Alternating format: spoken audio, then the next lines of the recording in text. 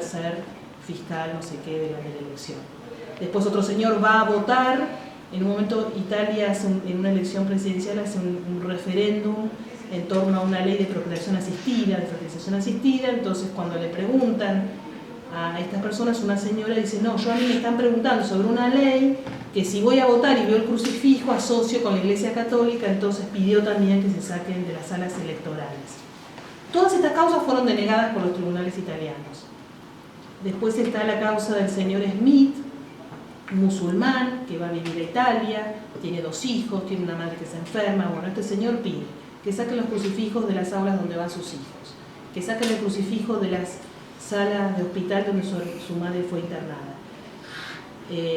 Después él, cuando va a declarar en esta causa, injuria al Papa y a la religión católica, va preso. Porque ellos tienen el delito de blasfemia, de vilipendio, ¿no? Eso lo tienen varios países europeos. Cuando va a declarar judicialmente, pide que no va a declarar hasta que no le saquen el crucifijo que está en la sala de audiencia. Bueno, el señor Smith se vivía en los medios de comunicación, ¿no? Era un personaje bastante interesante. Y por último, el caso Tosti, que es un juez penal que un día, cuando va a trabajar y tiene que tomar audiencias, dice: yo no voy a tomar audiencias en esta sala si no me sacan el crucifijo que está en la sala. Y obviamente ellos dicen: no cumple con sus deberes de funcionario público, primero lo sancionan, después va preso, después, bueno, ahí llegó todo un derrotero de sus causas, hasta que todo se concentra en Lauzi. Porque ¿qué pasa con el caso Lauzi?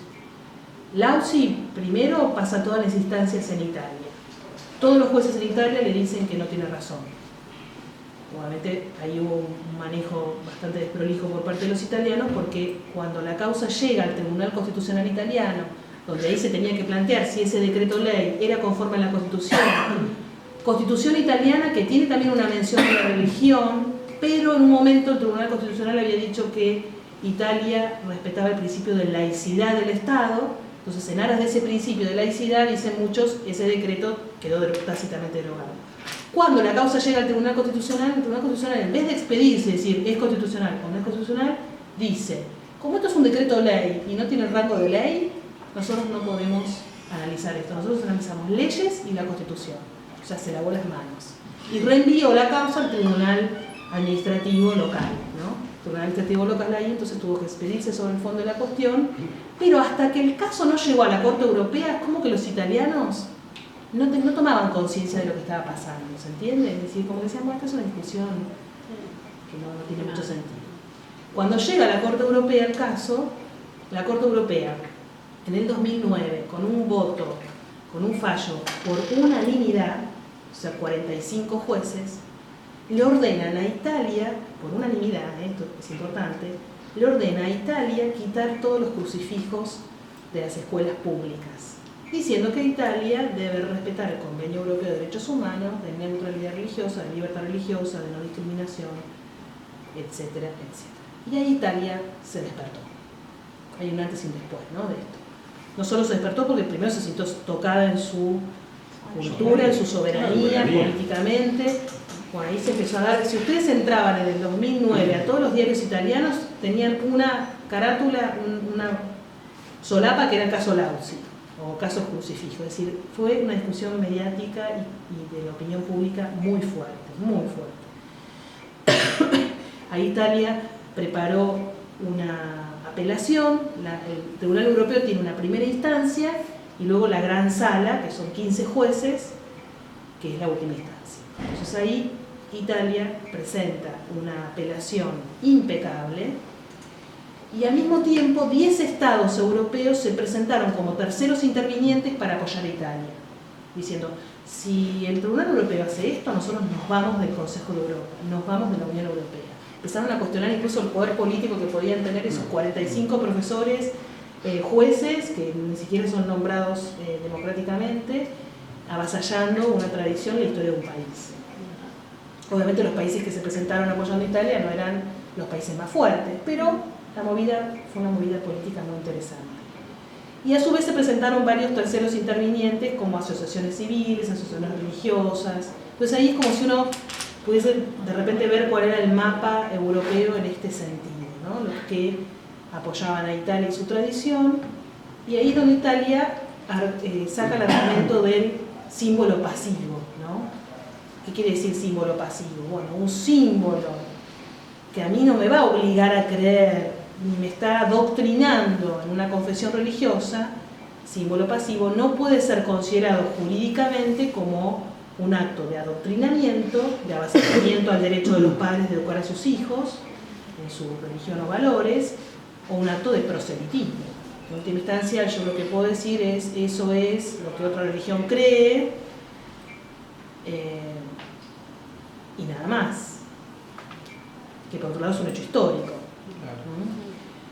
Entre medio de la demanda italiana hay una frase de un jurista italiano que dice, en realidad los crucifijos deberían, él era ateo, pero él dice, el crucifijo debería estar no detrás de la cabeza del juez que va a juzgar, sino delante, para que él al ver el crucifijo diga, voy a tratar de no mandar a un inocente a la cárcel, ¿no? Por eso lo que históricamente se sabe es un condenado a muerte de alguien que no era culpable. Y el alegato del abogado, ¿no? Que eso creo que está en YouTube, inclusive, sí. Es brillante. Yo no me acuerdo. Sí, porque parte de neutralidad es interesante cómo compara el sentido de neutralidad en Europa versus Estados Unidos. Bueno, ahí vamos a llegar. Bien. ¿Y entonces qué sucede? 2009 sale esta sentencia, 2011, bastante rápido, la gran sala de la Corte Europea de Derechos Humanos revierte por primera vez un fallo dado por unanimidad, dando la sentencia contraria. ¿Bajo qué argumento? Obviamente el argumento es un argumento que ya la Corte Europea lo viene usando hace bastante cada vez que tiene que meterse con un tema difícil, ¿no? Con un tema que ellos dicen, cuando no hay consenso en toda Europa sobre este tema, mejor margen de apreciación nacional. Es un argumento que la misma Corte crea, que es el Estado es el que está más capacitado para decidir si quiere en sus escuelas crucifijos. Fíjense ustedes, ¿en qué casos la Corte Europea ha dado lugar al margen de apreciación nacional? En los casos más relevantes para el derecho actual, que son aborto, matrimonio homosexual, eutanasia, maternidad subrogada y incesto. Ustedes saben que Alemania tiene penalizado el incesto, es delito. Un hombre fue preso porque se casó con la hermana y tuvo 4 hijos, apeló a la Corte Europea y la Corte Europea dijo, bueno, si para Alemania considera que el incesto es delito, no nos podemos meter. Eso es lo que la Corte dice. Entonces, en los casos más difíciles, la Corte Europea, para no ser rebatida y no generar un conflicto, ha dicho, Francia es la que tiene que decir si quiere tener eutanasia o no, Irlanda es la que debe decir si quiere tener aborto o no, Italia es la que debe decir si quiere tener maternidad subrogada o no, y lo mismo con el matrimonio homosexual. Son los casos que en este momento recuerdo como más relevantes. Este argumento hasta ahora la Corte Interamericana de Derechos Humanos no lo ha usado nunca. La Corte Interamericana de Derechos Humanos, al contrario, avasalla a los estados y nadie dice nada, ¿no? Salvo en el caso Fortebeque de la Corte que ustedes ya conocerán. Muy bien, entonces hay un antes y un después de la UCI. ¿Por qué? Porque se terminó el tema en Europa. Ya nadie se atreve a cuestionar porque sabe que la Corte Europea va a decir, bueno, si esa ley existe en su estado, si esa costumbre existe en su estado, se terminó el conflicto. Si se terminó. El único conflicto que sigue, que tiene otra temática y es otra la cuestión, es el de los símbolos privados del velo islámico, que ahí lo del velo islámico tiene otra connotación que es la identificación de la persona. Hubo un caso que también llegó a la Corte Europea donde una chica que se recibe de odontóloga quiere sacar su credencial de odontóloga con el rostro totalmente tapado. Y entonces Turquía le dice, Turquía es un estado laico, le dice que no puede, que por una cuestión de seguridad estatal no puede alguien no poder ser identificado. Y bueno, ella apela a la Corte Europea le da la razón a Turquía, es decir, va contra el velo, ¿sí? Y lo mismo el problema que tienen los franceses respecto a la ley ellos sacaron expresamente una ley de prohibición del velo islámico. Bien, ¿qué pasa en América? En América tenemos dos realidades. Una es Estados Unidos y otra es Latinoamérica. En Latinoamérica, salvo los casos de Argentina que les mencioné, hubo un solo caso relevante que es el Tribunal Constitucional de Perú, en Lima. donde el Tribunal Constitucional de Perú, hace unos años, un señor cuestionó cuando fue a declarar a tribunales los símbolos religiosos en los juzgados y el tener que jurar cada vez que iba a declarar sobre la Biblia. Lo hacían jurar de acuerdo al régimen procesal peruano. El Tribunal Constitucional peruano lo que dijo es jurar sobre la Biblia no, eso depende de cada uno, pero el símbolo religioso sí. Y ahí se dio, esa sentencia del tribunal peruano fue muy curiosa porque fue una especie de un mes antes del AUSI, como si en Perú se hubieran adelantado, ¿no?, a lo que iba a pasar en el AUSI. Y en Austria pasó lo mismo, en un jardín de infantes, Austria da días antes una sentencia similar al AUSI y se adelantaron como Estado Nacional, ¿no? Bueno. ¿Y qué pasó en Estados Unidos? Bueno, en Estados Unidos hay una batalla que viene también de décadas y décadas. ¿Por qué?